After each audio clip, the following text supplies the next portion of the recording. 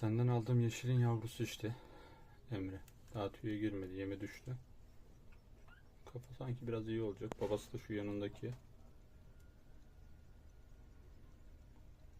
Bakalım ne olacak, ne bitecek.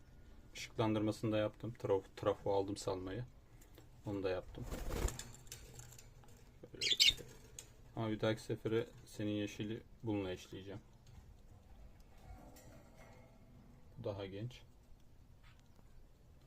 Güzel bir, bu da güzel bir erkek. Bu da şimdiki yavrumuz. Bakalım bir tüye girsin çıksın bakalım.